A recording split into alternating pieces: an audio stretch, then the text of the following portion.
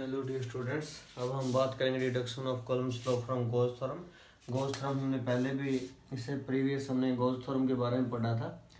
अब हमने कोई स्फीयर यहाँ पर ड्रॉ किया। ये कोई आइसोलेटेड चार्ज है पॉजिटिव प्लस क्यू, और ये सेंटर है, सेंटर ऑफ द स्फीयर। अब इस पॉजिटिव चार्ज की वजह से जो मैग्नीट्यूड होगा इलेक्ट्रिक फील्ड इंटेंसिटी का, वो सेम होगा। यहाँ पर जो डायरेक्शन होगी वो रेडियली आउटवर्ड होगी, आउटवर्ड डायरेक्शन में। फॉर एग्जाम्पल ये स्मॉल एरिया हमने यहाँ से कट किया, इलेक्ट्रिक फील्ड जो है वो नॉर्मली आउटवर्ड होगा, और यहाँ पर जो एरिया जो लिया ds, इसकी वजह से जो डायरेक्शन होगी एरिया वेक्टर की वो भी क्या होगी, आउटवर्ड। दोनों एक ही डायरेक्शन में जा रहे हैं, इसलिए थीटा यहाँ पर एंगल क्या होगा, 0। Clear. Consider an isolated charge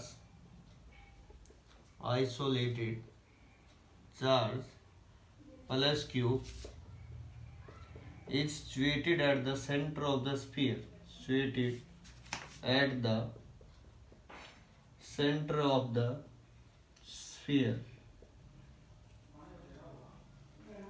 clear. अब हम बात करेंगे, यहाँ पर हमने स्मॉल एरिया एलिमेंट कट किया है। Now the magnitude of electric field intensity is same throughout its surface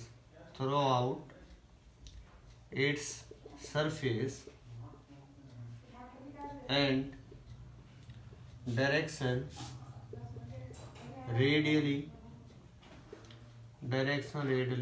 outward।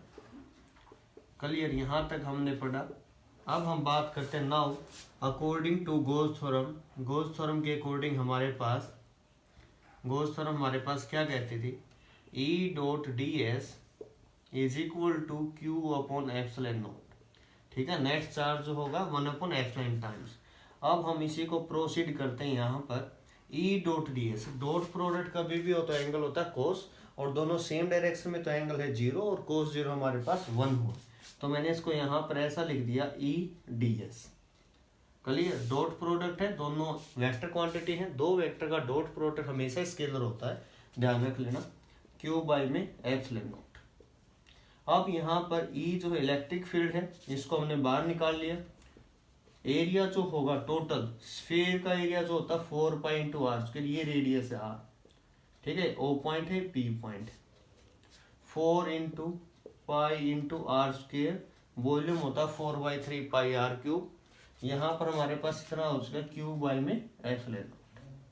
अब जो E होगा, E का फॉर्मूला हमारे पास, और सभी टर्म एक साइड रीअरेंज कर दिया, 1/4 pi epsilon naught q by में r square. Now we know that according to definition of electric field E is equal to force upon में चार्ज होता था, और कौन सा चार्ज होता था, टेस्ट चार्ज, याद होगा आपको। तो यहाँ पर जो फोर्स होगा वो होगा क्यू नॉट इंटू ई। इन की वैल्यू जो हमारे पास ये पुट कर देंगे यहाँ पर, तो फॉर्मूला हमारे पास 1/4 by epsilon naught Q naught by R square. यही हमारे पास क्या होता था, कूलम्ब्स लॉ। तो ये था इसका deduction of Coulomb's law from Gauss theorem से इसका डिडक्शन। अब हम करेंगे इसकी important application of Gauss theorem. तो गॉस थ्योरम की एप्लीकेशन एक तो है हमारे पास इनफाइनाइट लॉन्ग स्ट्रेट वायर पे, और एक हमारे पास कंडक्टिंग स्फीयर के केस में, स्फेरिकल ऑब्जेक्ट के केस में, और एक है नॉन कंडक्टिंग या उसको डाइलेक्ट्रिक बोलते हैं उस केस में है, और एक इनफाइनाइट सीट की वजह से हमारे पास उस केस में हम लोगों को कैलकुलेट करना। फिर ये चैप्टर जो हमारे पास इलेक्ट्रिक पोटेंशियल जो है ये कवर हो जाएगा, फिर कैपेसिटेंस के बारे में बात करेंगे। क्लियर। तो हमारे पास है field due to an infinitely long straight wire. Consider a long straight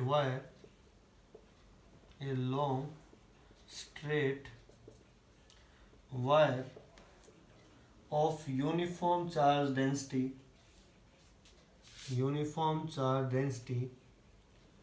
line के केस में हमने फर्स्ट चैप्टर में पढ़ा था, वो लैम्डा होती है हमारे पास। Clear, uniform charge density lambda.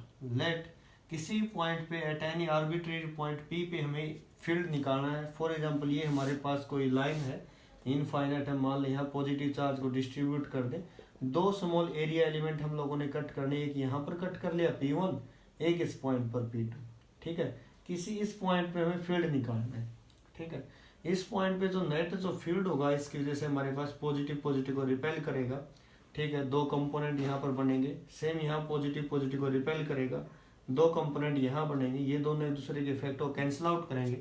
Net जो फील्ड होगा वो इस डायरेक्शन में होगा, इन द अपवर्ड डायरेक्शन, ठीक है। तो उसको समझते हैं हम ये डायग्राम नंबर 1 आप बोल सकते हो, ठीक है। ये बनाना चाहो तो आपकी मर्जी है, अगर आपको अच्छा लगे तो बना सकते हो, अदरवाइज जो सेकंड डायग्राम है ये इंपॉर्टेंट भी आप लोगों को ड्रॉ भी करना, मैं अभी यहाँ पे ड्रॉ कर देता हूँ।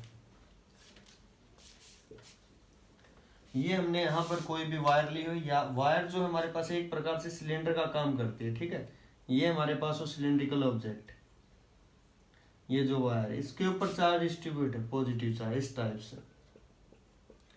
अब मैंने एक बात बताई थी, एरिया जो होता है, एरिया एक वेक्टर क्वांटिटी होती है, और जो डायरेक्शन होती है वो क्या होती है, नॉर्मली आउटवर्ड होती है।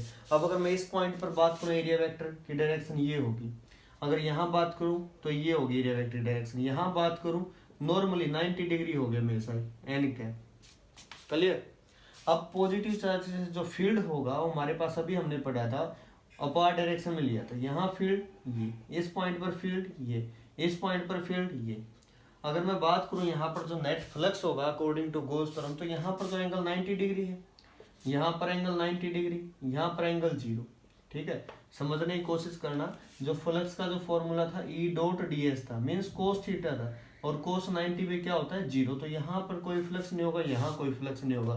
फ्लक्स जो होगा सिर्फ और सिर्फ किस पॉइंट पर होगा, पी पॉइंट पे, जहां पर एंगल क्या है हमारे पास 0, क्लियर। तो यूज करते हैं नाउ, देखिए बस, net amount of flux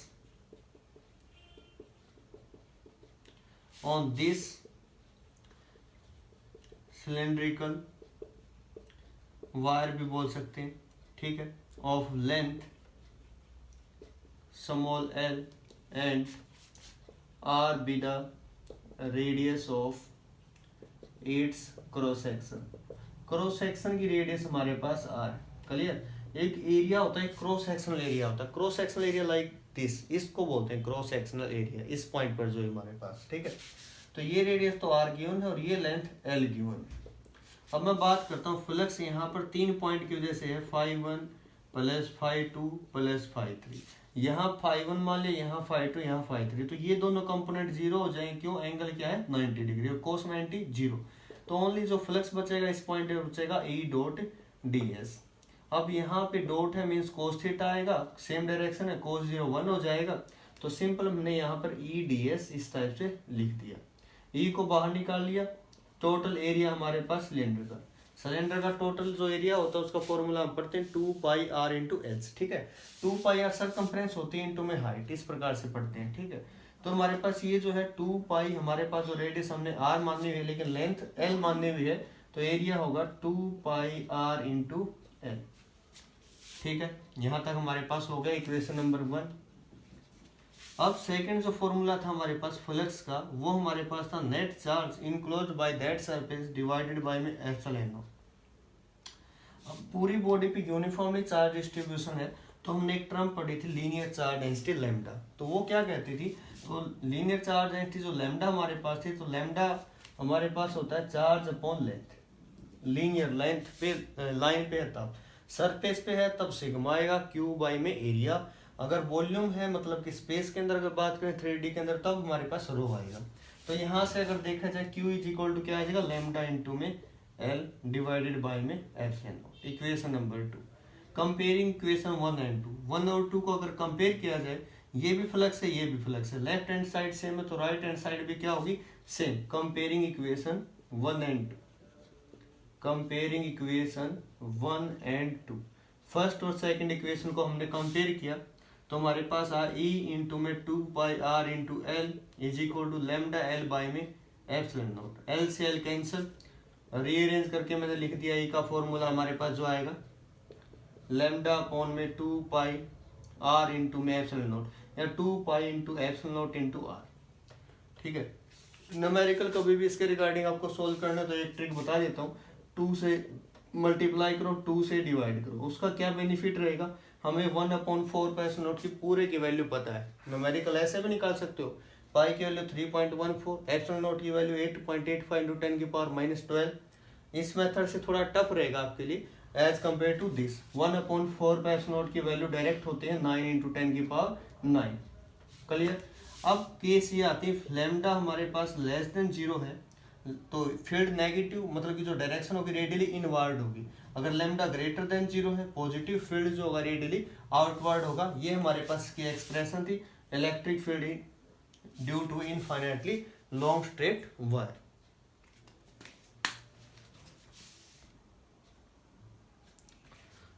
second application के बारे में बात करते हैं। Electric field density due to uniformly charge spherical shell. Spherical shell के केस में हम करते हैं, एक होता है सेल, एक होता है स्फीयर। क्लियर। स्फीयर भी होलो स्फीयर और सॉलिड स्फीयर होता है। होलो स्फीयर होता है ना उसको सेल बोल सकते हैं। होलो मीन्स जो खोखला होता है, अंदर से कुछ भी फिल नहीं होता। एक होता है solid sphere, solid means inside भी फिल है। ठीक है, इन दोनों किसी को थोड़ा समझना है, पेपर के अंदर जब आता है तो बच्चे कंफ्यूज जाते हैं। मैं इसको कराने के बाद जब वो टॉपिक करवाऊंगा तो मैं आपको डिफरेंशिएट भी करूंगा, दोनों में बताऊंगा। तो हम पहले करते हैं electric field density due to uniformly charge spherical shell. तो ये मैं यहाँ डायग्राम बना रहा हूँ। ये हमारे पास कोई सेल है of radius capital R, O point, this point. जब यहाँ पर कोई पॉइंट पी है, ठीक है, कोई आउटसाइड हमने कोई पॉइंट माना हुआ है at a radius small R. ठीक है, अब इस P पॉइंट पर यहाँ P पॉइंट यहाँ मान लेते हैं, कोई इससे ऐसा कोई चेंज नहीं होता। यहाँ पर स्मॉल एरिया एलिमेंट जब कट करेंगे तो डायरेक्शन आउटवर्ड होगी एन कैप। अब पॉजिटिव चार्ज हमारे पास क्या, जो चार्ज है यूनिफॉर्मली डिस्ट्रीब्यूट है इस टाइप से सेल के ऊपर, इनसाइड कोई चार्ज नहीं है इस टाइप से। ठीक है, इसके सरफेस पे चार्ज डिस्ट्रीब्यूट किया गया है। अब यहाँ पर जो चार्ज इसकी जो फील्ड होगा वो नॉर्मली आउटवर्ड होगा, उसकी डायरेक्शन मैंने यहाँ मेंशन कर दी। तो इसमें 3 केसेस हम स्टडी करेंगे, outside, on the surface, inside. सबसे पहला केस हम करते हैं case number 1, outside the shell. Heading है outside the shell. Electric field intensity हम लोगों को फाइंड आउट करनी आउटसाइड द सेल। हमने सेल ली हुई है, consider a shell of radius R, इस टाइप से लिखना, P be the point at a distance small r from this center and we have to calculate electric field intensity at this point. Clear? तो P point पर जो electric field intensity होगी according to Gauss theorem, तो Gauss theorem यहाँ apply करते हैं according to Gauss theorem. Gauss theorem क्या कहती थी, E डॉट जो ds है हमारे पास product, that is equal to Q by में एप्सिलॉन नॉट। ठीक है, अब यहाँ पर E ds क्लियर, दोनों आउटवर्ड है, एंगल थीटा 0 है, या मैं पूरा लिख भी देता हूँ यहाँ, E ds cos theta cos 0 Q by epsilon naught. Cos 0 होता है हमारे पास 1, तो मैं यहाँ लिख रहा हूँ E हमारे पास मैंने बाहर लिया, ds एरिया। अब एरिया इसका, इतने सरफेस का जो एरिया होगा वो हमारे पास क्या होगा, 4 into pi into small r का square, that is equal to Q by में एप्सिलॉन नॉट। E को एक साइड लिया और सबको रीअरेंज किया तो 1/4 epsilon not Q by r square. ये इलेक्ट्रिक फील्ड की वैल्यू है हमारे पास आउटसाइड ए केस में। ठीक है, आउटसाइड ए केस में इलेक्ट्रिक फील्ड जो है इनवर्सली प्रोपोर्शनल r स्क्वायर के। आउटसाइड का केस मैं यहाँ लिख रहा हूँ E outside 1 by r square. ठीक है, केस नंबर 1 कंप्लीट। अब केस नंबर 2 करते हैं, ऑन द सरफेस।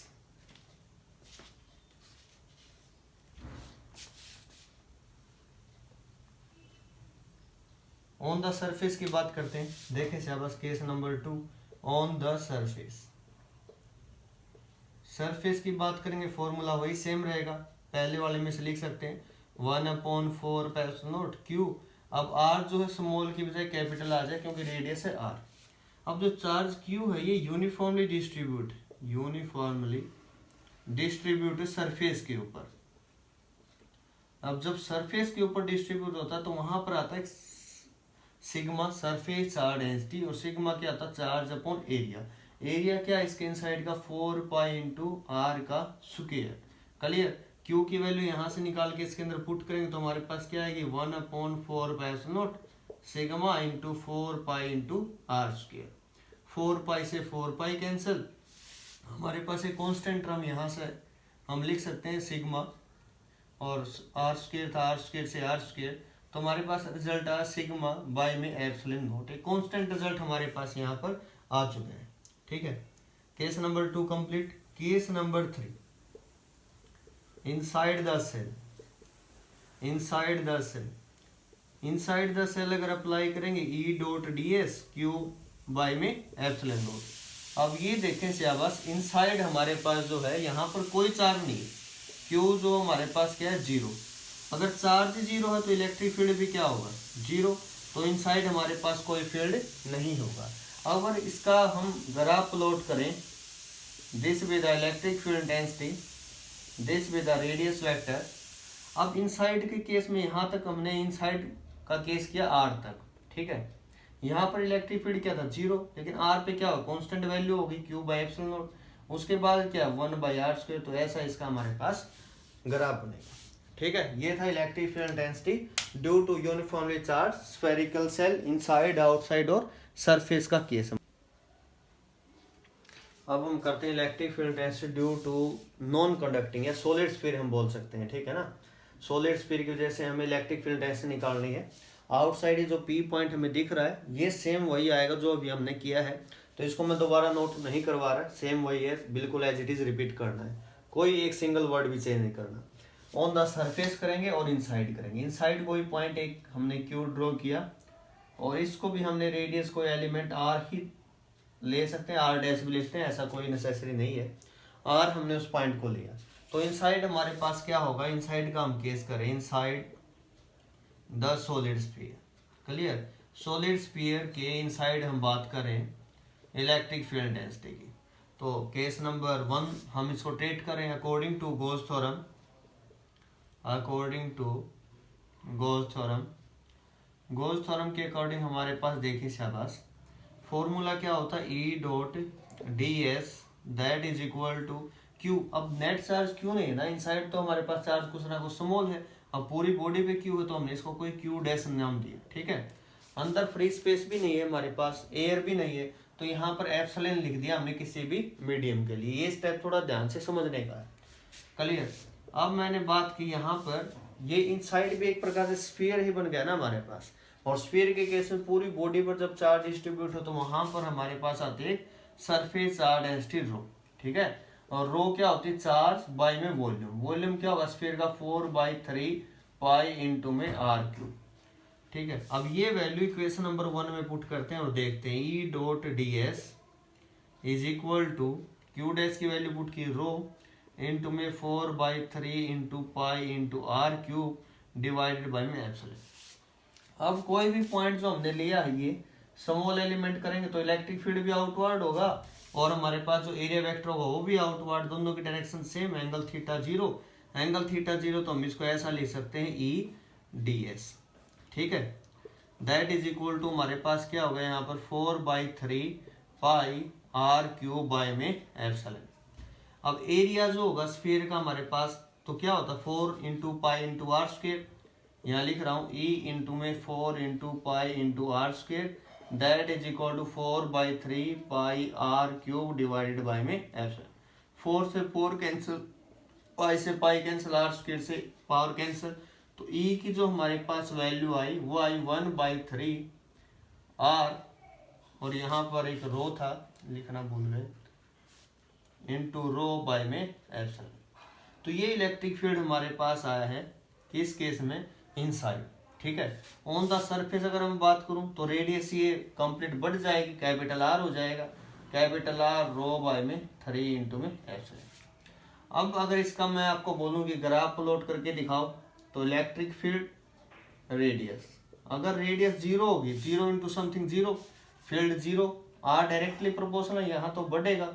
कब तक बढ़ेगा, जब तक कैपिटल आर नहीं आएगा, जब तक मैक्सिमम नहीं आएगा, R is equal to R. उसके बाद पहले जो हमने किया था यहाँ पर मैंने मेंशन भी कर रखा है, इनवर्सली प्रोपोर्शनल होगा, इस टाइप से ग्राफ बनेगा, ठीक है।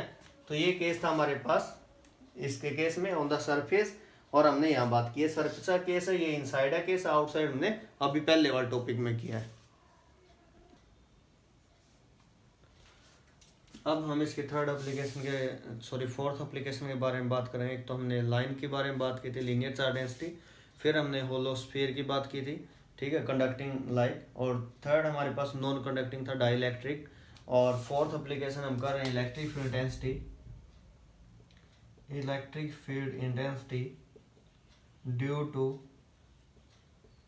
Infinite plane sheet of charges.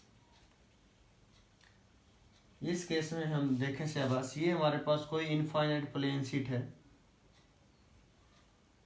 Charge पे डिस्ट्रीब्यूट इस टाइप से यूनिफॉर्मली, प्लेन के अंदर 2D के अंदर यहाँ सिग्मा आएगा, ठीक है। ये पहले आपको प्रीवियस बता चुका हूँ, लैम्डा कहाँ आएगा लीनियर केस में, सिग्मा सरफेस के केस में और वॉल्यूम केस में रो। यहाँ हमने क्या किया, इसके अंदर एक सिलेंड्रिकल ऑब्जेक्ट लाइक वायर हमने यहाँ से पास की। इसको करने के लिए यहाँ से स्मॉल हम कैलकुलेट करेंगे, हमारे पास कंप्लीट निकल आएगा। अब यहाँ पर क्या होगा, जो एरिया वेक्टर इस पॉइंट पर अगर बात करूँ आउटवर्ड होगा, यहाँ आउटवर्ड होगा, अगर यहाँ बात करूँ नॉर्मली आउटवर्ड, यहाँ नॉर्मली आउटवर्ड, ठीक है। अब फील्ड की पॉजिटिव चार्ज मतलब कि हमारे पास अगर हम बात करूँ फॉर एग्जाम्पल बुक होती ये है फॉर एग्जाम्पल पॉजिटिव चार्ज, तो फील्ड जो होगा आउटवर्ड होगा हमारे पास, यहाँ पर फील्ड जो होगा आउटवर्ड होगा इस टाइप से, यहाँ जो फील्ड होगा आउटवर्ड होगा, यहाँ जो फील्ड होगा वो भी आउटवर्ड होगा, एंगल 90 डिग्री, यहाँ एंगल 90 डिग्री। तो यहाँ फ्लक्स बोलो से 0, यहाँ 0। समझ आ रहा है बोलने का मतलब, इन द सेंस आपको समझ में आ रहा है। आपको ऐसा लगना चाहिए हाँ बिल्कुल सर हमें लाइव यहाँ पर डाल रहे हैं, ठीक है, तभी मतलब कंप्लीट कंसंट्रेशन यहाँ होगा, तभी मजा आएगा किसी टॉपिक को समझने के लिए। अब नेट फ्लक्स क्या होगा, नेट फ्लक्स जो होगा हमारे पास वो 5(1) + 5(2) + 5(3) + 5(4) होगा। इन दोनों की वजह से फ्लक्स 0 हो जाए क्योंकि एंगल 90 डिग्री, इन दो की वजह से बचेगा, ठीक है, EDS + EDS। तो ये हमारे पास फ्लक्स है 2EDX। अब एक फ्लक्स का हमारे पास फॉर्मूला होता था नेट चार्ज डिवाइडेड बाय में एप्सिलॉन नॉट, Q बाय में एप्सिलॉन नॉट। अब Q यहाँ पर सिग्मा चार्ज डेंसिटी है हमारे पास, तो सिग्मा इनटू में हमारे पास एरिया, अगर स्मॉल की बात करें तो स्मॉल एरिया होगा ना, स्मॉल जिसमें से पास हुआ, तो स्मॉल के लिए हम DS यूज करते हैं, डिवाइडेड बाय में एप्सिलॉन नॉट। कंपेयरिंग इक्वेशन 1 और 2, 1 और 2 को अगर कंपेयर करेंगे तो लेफ्ट हैंड साइड सेम है, तो राइट हैंड साइड भी क्या होगी, सेम होगी। T2EDS = सिग्मा DS बाय में एप्सिलॉन नॉट, DS से DS कैंसिल।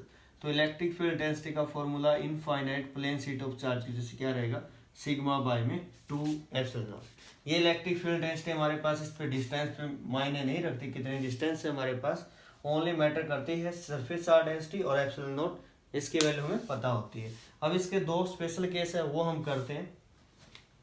केस नंबर 1 मैं यहाँ 1 मिनट अभी बना देता हूँ। केस नंबर 1 ये है, दो हमारे पास पैरेलल मैंने प्लेट यहाँ पर रखी हुई, चार्ज पॉजिटिव डिस्ट्रीब्यूट किया है, ठीक है, सेम प्लेट यहाँ पर है, चार्ज वही पॉजिटिव डिस्ट्रीब्यूट किया है। एक बार के लिए हम मान लेते हैं इसकी चार्ज डेंसिटी सिग्मा 1 है, इसकी सिग्मा 2, ठीक है, इतनी बात क्लियर हुई। बाद में इनको इक्वल भी कर सकते हैं, वो अलग मैटर। अब इसको भूल जाओ, एक बार इस अकेले को देखो, ठीक है, इस अकेले की वजह से फील्ड जो होगा आउटवर्ड होगा E2, आउटवर्ड होगा E2, यहाँ पे अगर हम बात करूँ आउटवर्ड E2 ही चल रहा है यहाँ पर, ठीक है। अब इसको भूल जाओ, इस अकेले को देखो, इसके जैसे फील्ड E1 आउटवर्ड E1, यहाँ पर भी E1, ठीक है। 3 पॉइंट लिए, point P, point Q, point R। At point P देखें से बस, at point P net electric field क्या होगा, E नेट, P पॉइंट पे मैं बात कर रहा हूँ, EP भी लिख सकते हैं आप इसको, तो E1 + E2। E1 क्या होगा, अभी हमने पढ़ा E = sigma by 2 epsilon not, तो E नेट जो होगा EP वो होगा सिग्मा बाई में सिग्मा 1 बाई में 2 epsilon not plus sigma 2 by में 2 एप्सिलॉन नॉट। 1 बाई में 2 एप्सिलॉन नॉट बाहर आया तो सिग्मा 1 प्लस सिग्मा 2। ये हमारे पास फील्ड आया किस पॉइंट पे, P पॉइंट पे। अब मैं अगर Q पॉइंट पे बात करूं, at point Q, equation number 1, Q point पर देखें से बस, पॉजिटिव डायरेक्शन के लिए पॉजिटिव और नेगेटिव के लिए नेगेटिव। एक्स हम इस साइड में पॉजिटिव पढ़ते हैं, दूसरी साइड में नेगेटिव पढ़ते हैं। तो यहाँ E1 तो पॉजिटिव में जा रहा है, E2 नेगेटिव में, तो नेट क्या होगा eight point Q E1 - E2। E1 कितना, सिग्मा 1 बाई में 2 एप्सिलॉन नॉट, E2 कितना, सिग्मा 2 बाई में 2 एप्सिलॉन नॉट, ठीक है। तो 1/2 epsilon not common, sigma 1 minus में सिग्मा 2, दो केस कंप्लीट। अब थर्ड में बात करता हूँ एट पॉइंट R, ध्यान से देखें एट पॉइंट R दोनों डायरेक्शन नेगेटिव में जा रहे हैं, नेगेटिव एक्स एक्सिस में, तो E जो R होगा वो होगा -E1 - E2 minus sigma 1/2 epsilon not minus sigma 2 by 2 epsilon not, minus 1 by 2 epsilon not बाहर, सिग्मा 1 प्लस सिग्मा। ठीक है, अब स्पेशल केस हमने ये माना अगर सिग्मा 1 भी हमारे पास प्लस सिग्मा और सिग्मा 2 भी प्लस सिग्मा, दोनों की अगर चार्ज डेंसिटी सेम हो, उस केस में हमारे पास पी क्यू आर पे क्या रिजल्ट होंगे एट पॉइंट पी पॉइंट पे देखें, sigma 1 plus sigma 2, sigma sigma 2 sigma हुआ हमारे पास, ठीक है 2 सिग्मा तो 1 था, तो ये हुआ 2 सिग्मा बाय में 2 epsilon not cancel, sigma by में एप्सिलॉन नॉट यहाँ इस पॉइंट पर। सिमिलर इस बात पॉइंट पे बात करें क्यू पॉइंट पे तो क्या होगा 0, सिग्मा माइनस सिग्मा 0। इस पॉइंट पर अगर बात करें तो हमारे पास क्या होगा आर पॉइंट पे माइनस सिग्मा बाय में एप्सिलॉन। ठीक है, ये हमारे पास कंप्लीट हुआ। अब इसी का एक केस और करते हैं, ये रिजल्ट एज इट इज मैं एक बार रख देता हूँ। अब सेकंड केस ये है, दो प्लेट है, एक पर पॉजिटिव चार्ज है और एक पर नेगेटिव चार्ज है। अगर ये नेगेटिव चार्ज प्लेट हमारे पास हो जाए तब, एक पॉजिटिव चार्ज है एक नेगेटिव चार्ज है, स्पेशल केस सी का है हमारे पास बुक में है, ये नेगेटिव है, तब उस केस में हमारे पास फील्ड क्या होगा, बस कुछ नहीं, जहां पॉजिटिव उसकी वजह से पॉजिटिव और जो नेगेटिव उसकी वजह से नेगेटिव। रिजल्ट एक बार पुट करें यहाँ पर, ई पी सिग्मा 1 क्या है प्लस सिग्मा, सिग्मा 2 क्या है माइनस सिग्मा, तो पी पॉइंट पे फील्ड क्या होगा 0, पी पॉइंट ये था तो फील्ड क्या होगा 0। आर पॉइंट पर देखें, सिग्मा 1 क्या है प्लस सिग्मा, सिग्मा 2 क्या है माइनस सिग्मा, रिजल्ट क्या होगा 0। इस पॉइंट पे फील्ड क्या होगा हमारे पास 0, इस पॉइंट पर फील्ड क्या होगा, सिग्मा 1 क्या है सिग्मा, सिग्मा 1 क्या है सिग्मा, सिग्मा 2 क्या है माइनस, माइनस माइनस प्लस, तो हमारे पास रिजल्ट क्या होगा सिग्मा बाई में एप्सिलॉन नॉट। तो दो अगर हमारे पास पैरेलल प्लेट है सेम क्रॉस सेक्शन की, तो वहां पर चार्ज डिस्ट्रीब्यूशन सेम है, तो वहां पर जो फील्ड होगा वो सिग्मा बाई एप्सिलॉन नॉट होगा, ये इंपॉर्टेंट होगा। और इस प्रकार से हमारा जो चैप्टर है ये फिनिश हुआ, कंप्लीट हुआ। अगर आपको अच्छा लगे तो लाइक शेयर जरूर करना और कमेंट जरूर करना। ठीक है, थैंक यू।